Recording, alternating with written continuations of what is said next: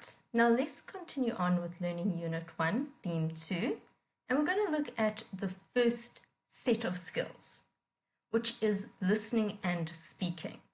Now, these are the skills that we actually start with because these are, in a sense, the easiest skills. If you look at human development and the development of language, the first thing we learn is how to listen. So if you think about a baby will actually understand far more than you give it credit for because it has learned the skill of listening before it's learned the skill of speaking. Think about when you learn a second language. It's much easier to understand what someone is saying than it is to actually speak yourself. And of course, then speaking is generally easier than reading or writing. So we start off teaching you about the language skills, and we start off with listening and speaking. So this is a fundamental basis of learning. Now, if you think about it, learners are going to be sitting and listening to you. They're going to be answering your questions. So no matter what is going on in the classroom or what happens in real life, learners have to learn the skill of actually listening. Because much as it is something inherent that we all do, there is a definite skill to actively listening, to working out what someone is saying.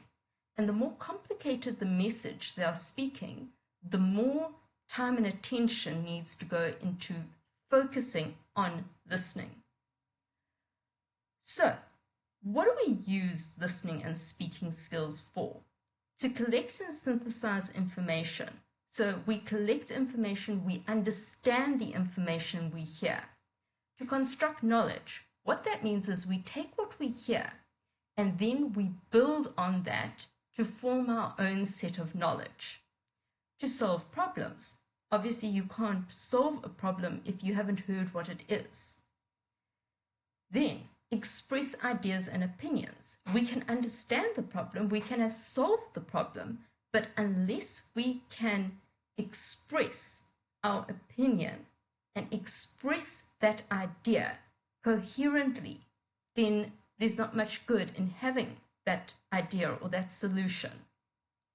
It also helps us to discern vital information, which is a very important skill, listening to what is most important, formulating opinions, rephrasing information, and conveying understanding.